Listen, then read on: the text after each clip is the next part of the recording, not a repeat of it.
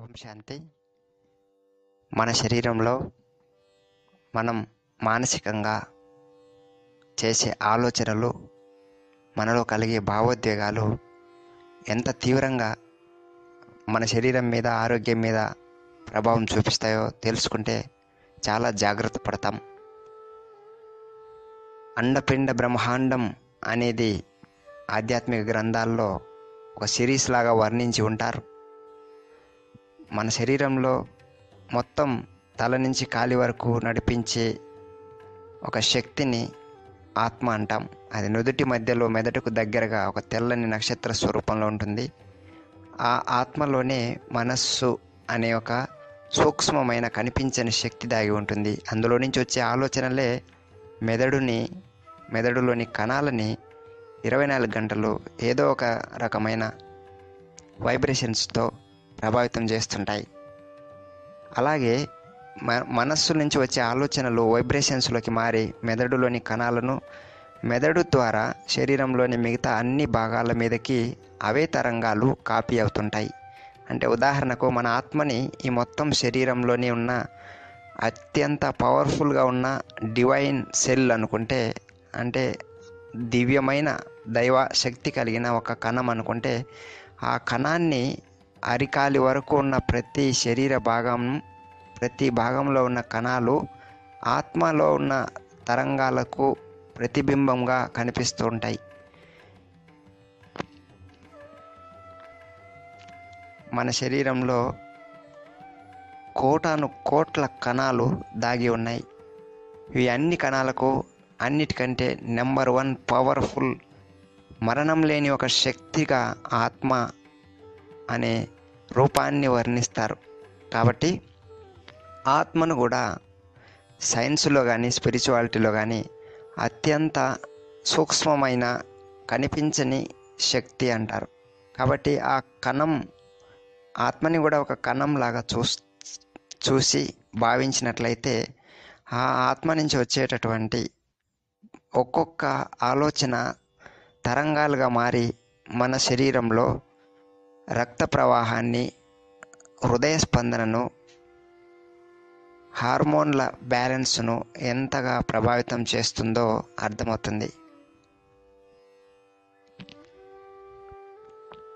ఉదాహరణకు మీరు మనస్సులో ఒక వ్యక్తి లేదా ఒక పరిస్థితి, సంఘటన గురించి తీవ్రమైన నెగిటివ్ ఎమోషన్స్ని కొన్ని నిమిషాలు నిలుపుకొని ఉన్నట్లయితే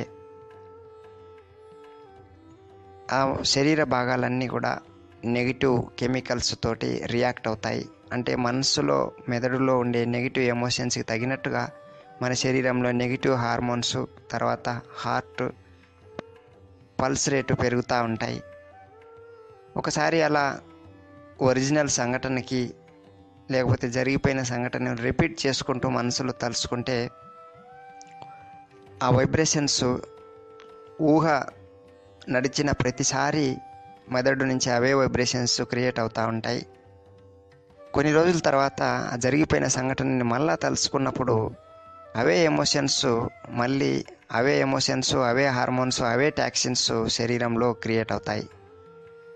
దీని ద్వారా మన మనస్సు, మెదడు జరుగుతున్న పరిస్థితి, అందులో వాస్తవం లేకపోయినా కేవలం జరిగిపోయిన దాన్ని తలుచుకుంటున్నాము అని తెలిసినప్పటికీ మనస్సు, మెదడు ప్రస్తుతం జరుగుతున్న సంఘటన లేకపోతే ఆల్రెడీ జరిగిపోయిన సంఘటన అనేది అవి తేడా తెలియదు వాటికి.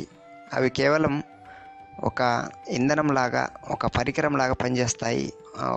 ఒక చెట్టు మీద లేకపోతే ఒక కట్టె మీద కిరోసిన్ పోసి నిప్పు అంటించినట్లు మన దేహంలోని మెదడు, మనస్సు మీదకి ఒక పరిస్థితి వచ్చినప్పుడు ఆటోమేటిక్గా వైబ్రేషన్స్, ఎమోషన్స్ క్రియేట్ అయ్యి టాక్సిన్స్ బ్రెయిన్ నుంచి, బాడీలో ఉన్న పార్ట్స్ నుంచి, గ్లాండ్స్ నుంచి హార్మోన్స్ కూడా రిలీజ్ అయిపోతూ ఉంటాయి.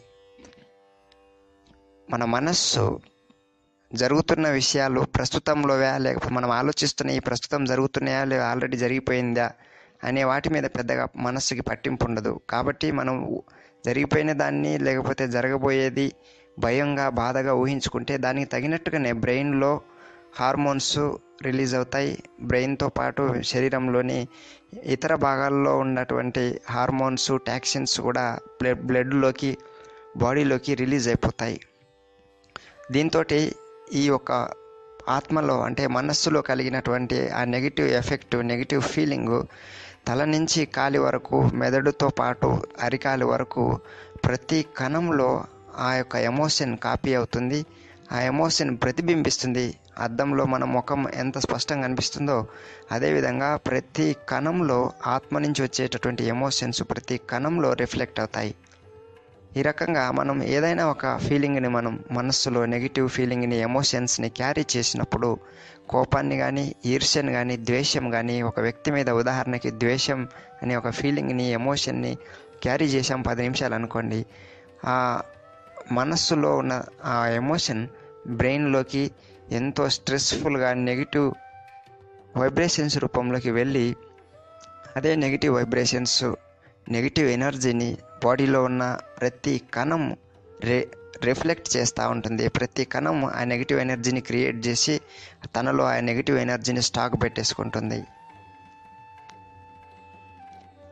ఇలా జరుగుతున్నప్పుడు జరిగినంతసేపు శరీరం అంతా కూడా ఎంతో అసౌకర్యంగా, బాధగా, నొప్పిగా, మంటగా, అలసటగా, అనారోగ్యంగా, అశాంతిగా తయారవుతూ ఉంటుంది. ఈ పరిస్థితినే సాధారణంగా వైద్య పరిభాషలో డిస్ఈజ్ అంటారు. ఈజ్గా అంటే సౌకర్యవంతంగా లేకపోవటాన్ని డిస్ఈజ్ అంటారు, అంటే అనారోగ్యకరంగా మారిపోవటం. ఇదే పరిస్థితి ఇలా కొంతకాలం కనుక కంటిన్యూ అయితే ఈ యొక్క వాతావరణం, శరీరంలో ఉన్న నెగిటివ్ వైబ్రేషన్స్, నెగిటివ్ ఎనర్జీ ఒక క్రానిక్ డిసీజ్ లాగా మారిపోయే అవకాశం ఉంది. ప్రతి కణంలో ఆ నెగిటివ్ ఎనర్జీ స్టాక్ అయిపోయినప్పుడు శరీరంలోని ప్రతి భాగము బలహీనమై వ్యాధి నిరోధక శక్తి తగ్గి హార్మోన్ ఇంబ్యాలెన్స్ పెరిగిపోతుంది. అందుకనే మన మనస్సులో అంటే ఆత్మస్వరూపంలో జరిగే ప్రతి ఆలోచనని ఎంతో నిమిత్త మాత్రంగా, తేలికైన పరమాత్మ యొక్క శక్తి అనుభవంతో, ఎంతో ఆత్మవిశ్వాసంతో, ఆత్మశాంతితోటి ఆలోచించండి అని అన్ని ధర్మ గ్రంథాలు, అన్ని వ్యక్తిత్వ వికాస గ్రంథాలు కూడా అలాగే చెప్తుంటాయి. జరుగుతున్నది, జరిగిపోయినది ఏమాత్రము పట్టించుకోకుండా, భయపడకుండా, గతం గురించి బాధపడకుండా, భవిష్యత్తు గురించి భయపడకుండా కేవలం ప్రస్తుతంలో నివసిస్తున్నాను, మైండ్ఫుల్నెస్ అంటే మనస్సును పూర్తిగా ప్రజెంట్ టెన్స్లో ఎంజాయ్ చేపిస్తున్నాను, మనస్సును ప్రజెంట్ టెన్స్లో సంపూర్ణ శక్తివంతమైన చిత్తశుద్ధితో ఈ వర్తమానంలోనే నేను హాయిగా గడుపుతున్నాను అని ఒక రకమైన మానసిక దృఢత్వం యొక్క స్థితిని తయారు చేసుకోవాలి అని మనకు గ్రంథాలు బోధిస్తుంటాయి. ఉపనిషత్తుల్లో కూడా యథా పిండే తథా బ్రహ్మాండే అంటారు. అంటే ఒక్కొక్క కణము మొత్తం శరీరం యొక్క నిర్మాణానికి ఆధారమవుతుంది. కనుక శరీరం అంటే అనేక కణాల సమూహం. అదేవిధంగా ఈ మొత్తం బ్రహ్మాండం అంతా కూడా ఈ అనేక పిండాల సమూహం. ప్రతి పిండంలో అంటే ప్రతి వ్యక్తిలో, ప్రతి ఆత్మలో ఉన్న వైబ్రేషన్స్ తోటే ఈ మొత్తం బ్రహ్మాండం తయారైంది. అలాగే ఈ మొత్తం శరీరం అనేది ఒక బ్రహ్మాండం. మన వ్యక్తిగత స్థాయిలో ఒక శరీరాన్ని ఒక బ్రహ్మాండంగా మనం ఫీల్ అయితే అరికాల నుంచి నడి జుట్టు వరకు ప్రతి కణంలో ఉన్న వైబ్రేషన్స్ అన్నీ మన వ్యక్తిగతమైన బ్రహ్మాండం యొక్క ప్రతీకగా కనిపిస్తాయి.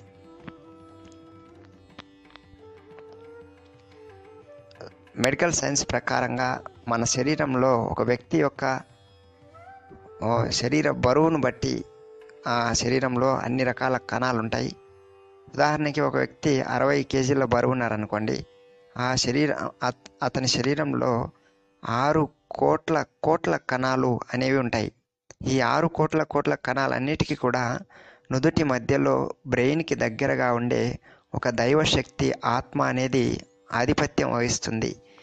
ఆత్మలో గనక వైబ్రేషన్ జనరేషన్ అనేది కంట్రోల్లో ఉంటే, అంటే ఒక మంచి పాజిటివ్, పీస్ఫుల్, పవర్ఫుల్ అట్మాస్ఫియర్ని కలిగించే థాట్స్ క్రియేట్ అయినట్లయితే వైబ్రేషన్స్ కూడా పాజిటివ్గా, పీస్ఫుల్గా, పవర్ఫుల్గా ఉండి బ్రెయిన్లోని సెల్స్ అన్నిటికీ ఒక కొత్త ఉత్సాహం, ఎనర్జీ అందినట్లవుతుంది.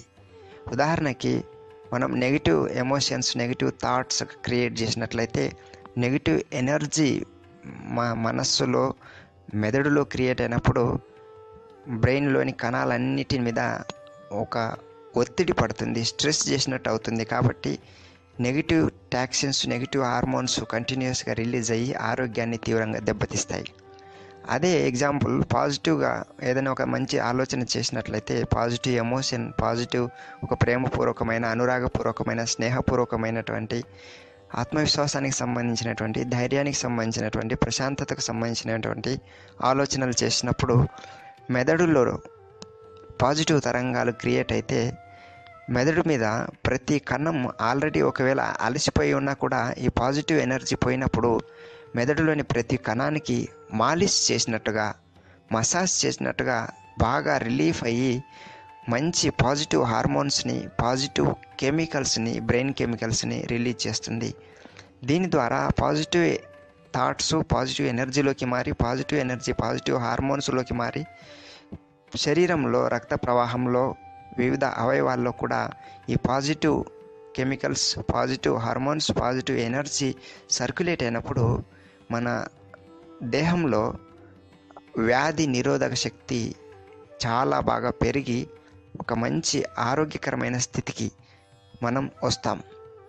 క్రానిక్గా ఉన్నటువంటి, ఎంతో కాలం నుంచి ఉన్నటువంటి డిసీజెస్ కూడా ఈ పాజిటివ్ థింకింగ్ అంటే మైండ్ ప్రజెంట్ టెన్స్లో పెట్టేసి స్వచ్ఛమైన ప్రశాంతత, ఆనందం యొక్క స్థితిలో ఆలోచనలను కలిగించుకొని, వైబ్రేషన్స్ని కలిగించుకొని, శ్వాస యొక్క తేలికదనాన్ని గమనిస్తూ మనస్సులో ఉన్నటువంటి స్వచ్ఛమైన పాజిటివ్ ఆలోచనల నుంచి వచ్చే తరంగాలని అబ్జర్వ్ చేస్తూ ఉన్నట్లయితే శరీరంలోని ప్రతి కణం అవే శాంతి, ఆనందాన్ని, ఆ విశ్రాంతిని అనుభూతి చేసుకుంటూ, ఆస్వాదిస్తూ స్వచ్ఛమైన ఆనందకరమైనటువంటి మానసిక, శారీరక వాతావరణం తయారవుతుంది.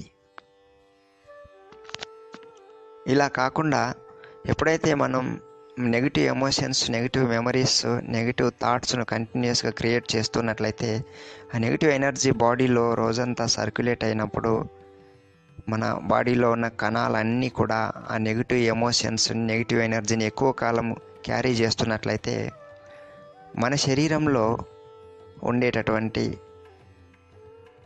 ఆరోగ్యవంతమైన కణాలు తీవ్రంగా దెబ్బతిని ఆరోగ్యకరమైన కణాలు తొందరగా మృతి చెందుతాయి. ఇదే పరిస్థితి ఇలాగే కంటిన్యూ అయితే మన వ్యాధి నిరోధక శక్తి క్షీణించిపోతుంది. ఆటో ఇమ్యూన్ డిజార్డర్స్ అంటారు. ఆటో ఇమ్యూన్ డిజార్డర్ అంటే మన వ్యాధి నిరోధక శక్తి వేరే జీవుల మీద తన ప్రభావం చూపకుండా, మనలోకి ప్రవేశించే సూక్ష్మ బ్యాక్టీరియా, వైరస్ల మీద ప్రభావం చూపించకుండా మనలో ఉన్నటువంటి ఆరోగ్యకరమైన కణాల మీదనే తీవ్రంగా ప్రభావితం చేసి మన వ్యాధి నిరోధక శక్తి మన మీద వ్యతిరేకి ప్రభావం చూపిస్తుంది. దాన్ని ఆటో ఇమ్యూన్ డిజార్డర్ అంటారు, ఆటో ఇమ్యూన్ డిసీజెస్ అంటారు.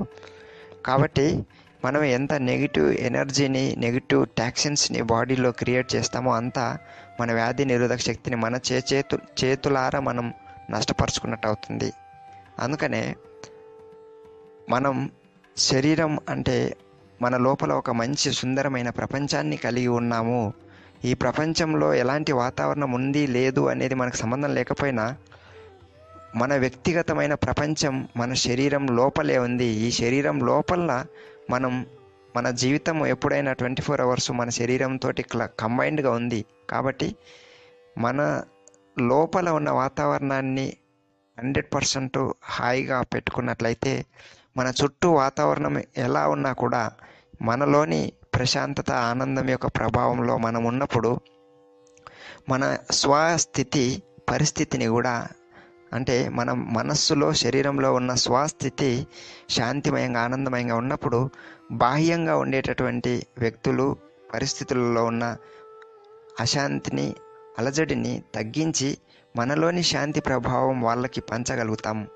ఈ రకంగా మనం శాంతిని, ఆనందాన్ని, ఆరోగ్యాన్ని నిరంతరం కాపాడుకునేందుకు మనకొక మంచి అభ్యాసం అనేది మనలో నాటుకుపోతుంది. కాబట్టి మన చుట్టూ మనుషులు ఎలా ఉన్నా, పరిస్థితులు ఎలా ఉన్నా, సామాజిక సంఘటనలు ఎలా జరిగినా, దేశకాల ప్రపంచిక పరిస్థితులు ఎలా ఉన్నా, మన లోపల మనం మంచి పాజిటివ్ ఆలోచనల్ని, పాజిటివ్ తరంగాలని క్రియేట్ చేయటం. ఒకవేళ మనల్ని ఎవరైనా అవమానపరిచినా, మన మీద ఎవరైనా శత్రుత్వం చూపించినా, మనకు హాని కలిగిస్తున్నా, మనల్ని అవమానపరుస్తున్నా, వాళ్ళని వెంటనే ఫర్గెట్ అండ్ ఫర్గివ్ చేయాలి. అంటే మనం మర్చిపోవాలి. మర్చిపోకపోతే మనం ప్రజెంట్ టెన్స్లో హాయిగా ఉండలేం. కాబట్టి మనం గతంలో ఎప్పుడైనా ఏమైనా నెగిటివ్ జరిగినా, లేకపోతే భవిష్యత్తులో పలానా వాళ్ళ ద్వారా నెగిటివ్ జరుగుతుంది అని భయం కలిగినా, గతంలో నెగిటివ్ జరిగింది అని బాధ కలుగుతున్నా, ఈ రెండింటిని మనం మర్చిపోవాలి అంటే దానికి సూత్రం ఫర్గెట్ కావాలి అంటే ముందు ఫర్గివ్ చేయాలి. అంటే మనకు ఎవరెవరు ఏమి నెగిటివ్ చేసిన వారిని క్షమించేసేయాలి. క్షమించినప్పుడే ఎన్ని రోజుల వరకు అయితే మనం వాళ్ళని క్షమించమో అన్ని రోజుల వరకు వాళ్ళని మనం మర్చిపోలేము. కాబట్టి మర్చిపోవటం వల్ల వారిని క్షమించినట్లు. వారిని క్షమించటం అంటే మన ఆరోగ్యాన్ని మనం కాపాడుకోవటం అని, మన మేలు గురించి మనం వారిని క్షమించాలి అని ఒక సత్యాన్ని మనం మనస్సు ద్వారా గ్రహించుకోవాలి. సో ఈ రకంగా మన మనస్సుని, మన శరీరాన్ని, మన దేహ భాగాలని, మన జీవితాన్ని, మన దినచర్యను 100% శాంతిమయం చేసుకోవటానికి మనకి బయట ఉన్నటువంటి పరిస్థితుల ప్రభావాన్ని మన లోపలికి తీసుకోకుండా, మన మనస్సు శరీరంలో ఉన్న ప్రభావాన్ని వైబ్రేషన్స్ రూపంలో మన చుట్టూ మనం పనిచేస్తున్న వాతావరణంలో కూడా వ్యాపింపజేసే విధంగా స్ట్రాంగ్గా మన అంతరాత్మిక వాతావరణాన్ని, శాంతిని దృఢంగా చేసుకోవాలి. ఇది మన ఎమోషన్స్ని పాజిటివ్గా చేసుకోవటం వల్ల కలిగే మన వ్యక్తిగత ప్రయోజనం. దీనికోసం మనం ప్రాముఖ్యత ఇచ్చుకుంటూ ముందుకు హాయిగా నడుస్తూ విజయవంతంగా జీవితాన్ని సాగించగలగాలి. ఓం శాంతి శాంతి శాంతి.